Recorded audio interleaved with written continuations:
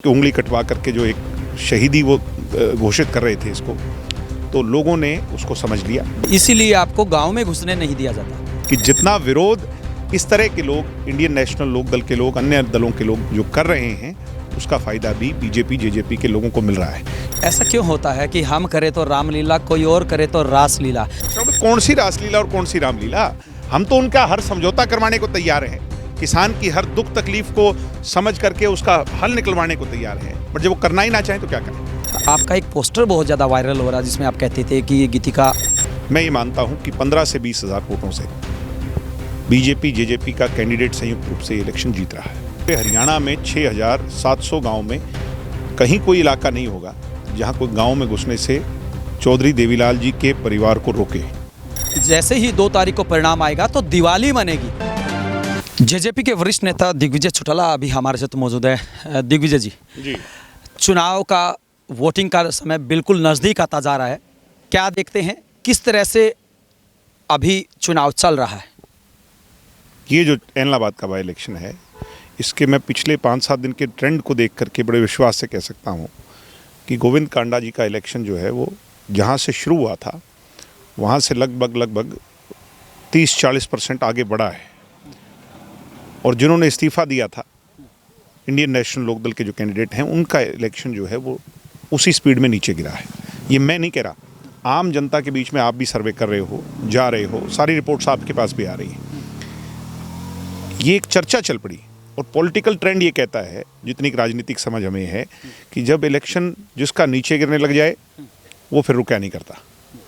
अब ये तय है कि जो सिंपथी का एक, वो कहते हैं कि उंगली कटवा करके जो एक शहीदी वो घोषित कर रहे थे इसको, तो लोगों ने उसको समझ लिया, बखूबी समझ लिया। सत्ता में हिस्सेदारी डालने का बहुत अच्छा सुनहरा अवसर एलनाबाद की जनता के पास ये आया।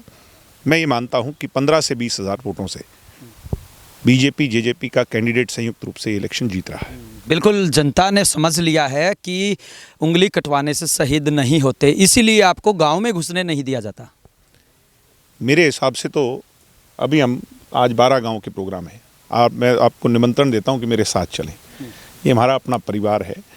ऐसा पूरे हरियाणा में 6,700 गांव में कहीं कोई इलाका नहीं होगा जहां कोई गांव में घुसने से चौधरी देवीलाल जी के परिवार को रोके। हाँ, निश्चित तौर पर यह संभव है कि विरोधी पक्ष के लोग किसान के आंदोलन का मुखौटा पहनकर अपने चेहरों पे काले झंडे लेके खड़े हों, मगर जितना वो विरोध करेंगे, ये भी आपने चर्चा सुनी होगी इलाहाबाद में, कि जितना विरोध इस तरह के लोग, इंडियन नेशनल लोक दल के लोग, अन्य दलों के लोग जो कर रहे हैं, उसका फ़ायदा भी बीजेपी जेजेपी के लोगों को मिल रहा है।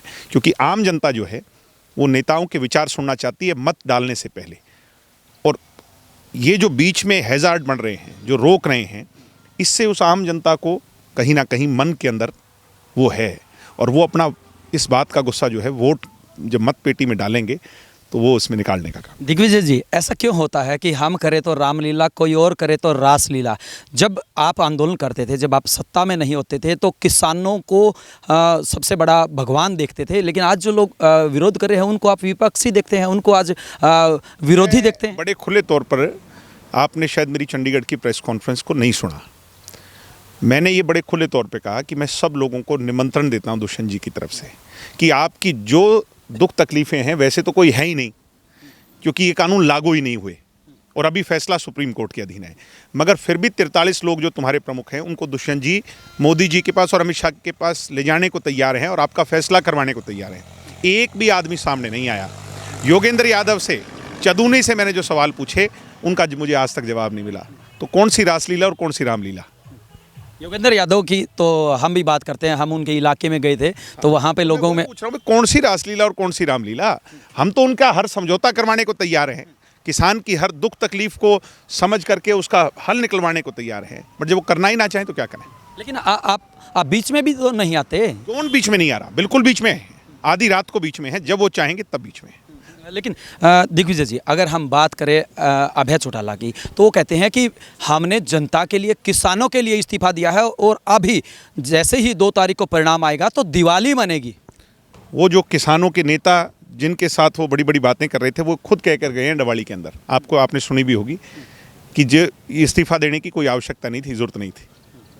दिग्विजय जी, एक बात हो रही है जो पूरा प्रदेश जानना चाहता है, हालांकि मीडिया में कई बार आई है, आपका एक पोस्टर बहुत ज़्यादा वायरल हो रहा है जिसमें आप कहते थे कि गीतिका अभी हम कोर्ट को मानने वाले लोग हैं और अदालतों को मानकर जो भी फैसले हुए, इस देश के अंदर डेमोक्रेसी का राज है, कानून का राज है, और कानून के राज को मान करके हम आगे बढ़ें। तो आंदोलन पीक पर अगर हम बात करें चला हुआ है किसानों का, वहीं दूसरी तरफ जो चुनाव है वो भी पीक पर है, तो दोनों में अंतर। मैं ये क्या कह रहा हूँ आपको, जो ट्रेंड उठाया है मैं उस ट्रेंड को देख करके कह सकता हूँ कि 2 तारीख को जब रिजल्ट खुलेंगे, ये जो 45 गांव का जो समूह है, 45 जिसको कहते हैं, ये जो इलाका दड़बा बेल्ट है, जहाँ हिस्टोरिकली इंडियन नेशनल लोकदल हर बार जीत के आती थी, इस 45 से भी हम 5-7 हज़ार की लीड लेकर के उस तरफ आगे जाएंगे। एलनाबाद में बड़ी लीड गठबंधन को मिलेगी और आगे पंजाबी बेल्ट के अंदर भी कड़ा मुकाबला लेकर के हम ये 15 से 20 हज़ार का मैं मानता हूँ कि हम ये इलेक्शन जीतेंगे। भूपेंद्र सिंह हुड्डा का दावा है कि हम पहले नंबर पे आएंगे और आपका जो गठबंधन का जो उम्मीदवार है वो तीसरे नंबर पे। निश्चित तौर पर सबको कहने का अधिकार है, मगर कांग्रेस की यहाँ कोई चर्चा नहीं, ये आप भी जानते हो और मैं भी जानता हूँ किस हालातों में कैसे टिकट बंटी, कितनी इनफाइटिंग उन लोगों में है, वो एक दूसरे के वोट किस तरह से मांग रहे हैं, सब जानते हैं। अंतिम प्रश्न, दिग्विजय की नज़र में सबसे बड़ा मुद्दा क्या है इलाहाबाद का? और डेवलपमेंट काम हो, 3 साल राज के पड़े हैं और डॉक्टर अजय सिंह चौटाला जी के नेतृत्व में जननायक जनता पार्टी, वहाँ दुष्यंत जी बैठे हैं, और भारतीय जनता पार्टी की जो ये हमारी मिलीजुली सरकार है, इसमें यहाँ पर मजबूत नुमाइंदा जीत करके जब जाएगा, उनकी कुर्सी के साथ कुर्सी डलेगी तो सारे काम, चाहे गली के हों, चाहे नाली के हों, चाहे पानी के हों, चाहे बिजली के हों, सारे इलाके की, चाहे कोई ढाणियों की बात हो, वो सारे काम हमारे दुरुस्त हों। ये अंतिम छोर में पड़ता है, इसका सीधा चंडीगढ़ से कनेक्ट हो जाए, जैसे चौटाला साहब जब खुद सीएम थे तब हुआ करता, वो बीच में अभी ये 17 साल हो गए, लंबा अरसा हो गया, 3 साल ये जो पड़े हैं, ये सुनहरा अवसर आया है, इस मौके को हमने चूकना नहीं। यहाँ की जनता को यही हम अनुरोध करने आए हैं, भाई आज सरकार में साझा डाल लो। मतलब अगर जिताते नहीं हैं तो काम नहीं होंगे? कह रहा काम नहीं होंगे, मगर एक आदमी वहाँ पे सरकार के अंदर साथ में बैठा हो तो और बेहतरी से करवा सकता है। Thank you. ये थे जेजेपी के वरिष्ठ नेता दिग्विजय चौटाला, जिनकी तरफ से दावा किया जा रहा है कि हर हाल में जो गठबंधन का उम्मीदवार होगा वो यहाँ से कमल खिलाएगा। अब देखना ये होगा कि यहाँ की जनता किसे सिर आंखों पर बिठाती है और किसके सिर पे चौधर का ताज सजाती है। वीडियो जर्नलिस्ट नदीम के साथ अजय लोहान, बिंदास रहना।